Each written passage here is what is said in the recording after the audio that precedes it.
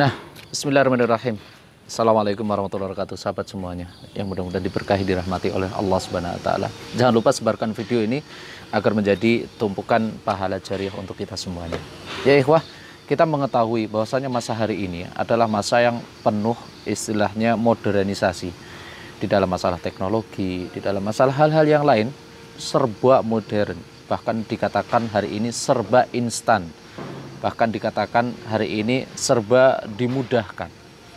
Namun acap kali kemudahan seperti ini, modernisasi hari ini, terkadang kalau kita itu tidak bisa menggunakannya dengan baik, tidak bisa mengontrol dengan baik, pun akan membahayakan diri kita. Akan membahayakan diri kita. Ya kita tahu hari ini serba online, bahkan belanja online, bahkan apapun itu sekarang hari ini dimudahkan dengan adanya online. Namun ya ikhwah, ada poin bahaya yang hari ini benar-benar nyata. Dan bahaya ini benar-benar sudah terjadi. Dan bahaya ini benar-benar sudah berdampak kepada yaitu umat manusia, terlebih di Indonesia. Atau bisa dikatakan banyak kaum muslimin yang menjadi korban dari dampak perkara ini. Apa itu ya ikhwah?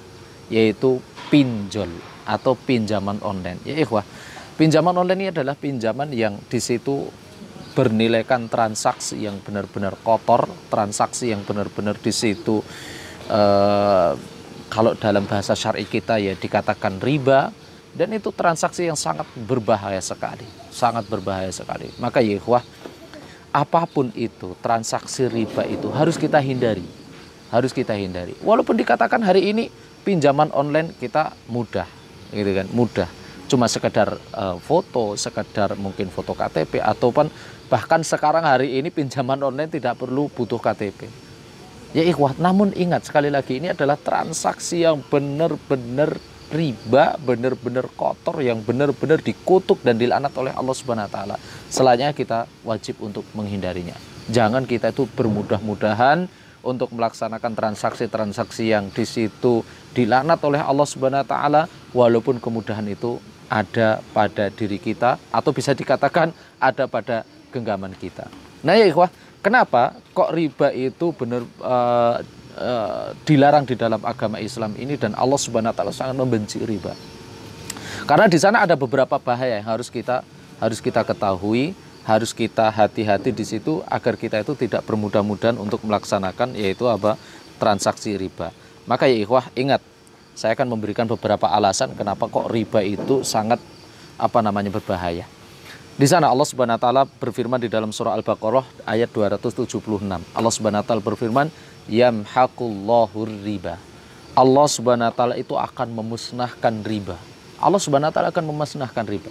Dan kita lihat hari ini ya ikhwah, hari ini kita menyaksikan istilahnya dengan mata kepala kita sendiri, orang yang melakukan atau ikut transaksi riba hari ini benar-benar kita lihat dimusnahkan oleh Allah Subhanahu wa taala sedikit demi sedikit.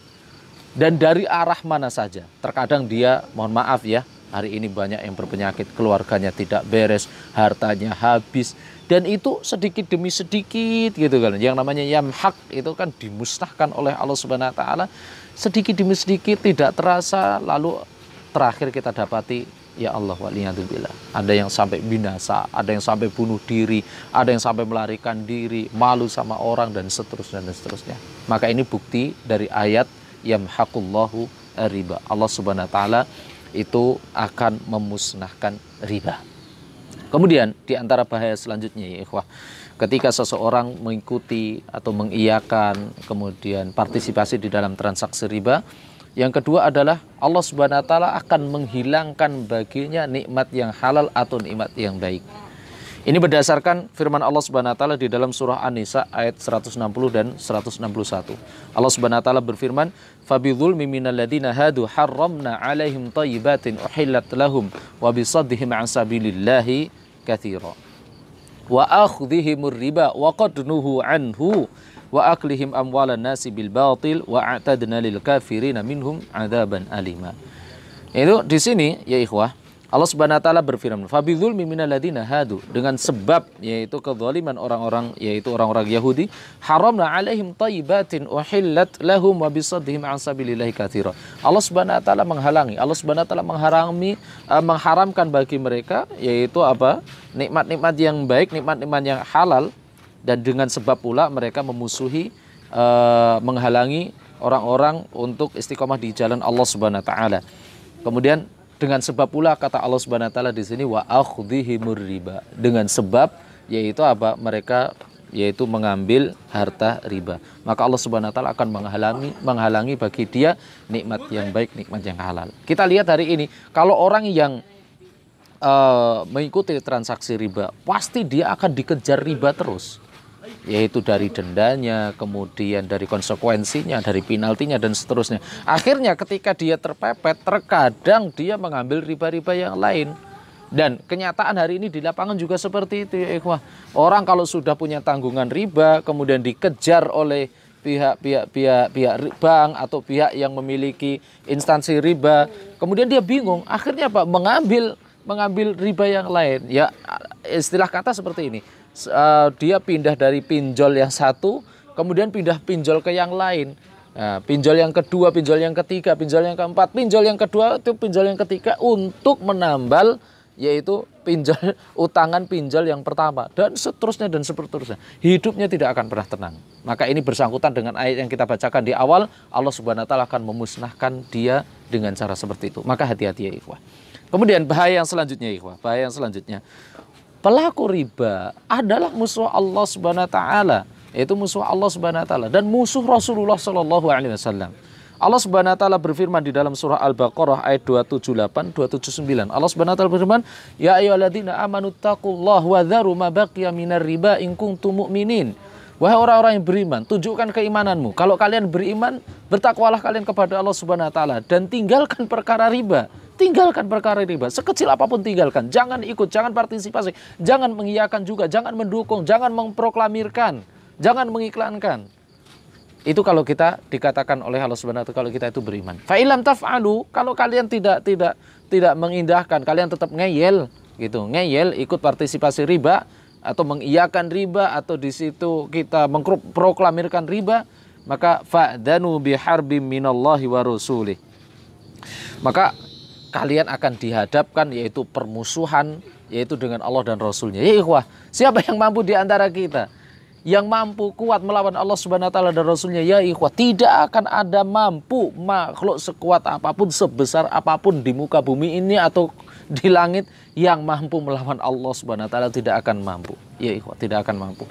Maka kalau kita itu melakukan transaksi riba, mengiyakan riba, maka kita akan menjadi musuh Allah dan menjadi musuh Rasulullah sallallahu alaihi wasallam. Yang selanjutnya bahaya riba itu ya ikhwah. Rasulullah sallallahu alaihi wasallam juga pernah bersabda, "La'anallahu akila riba wa muqilahu wa syahidahi wa katibaihi."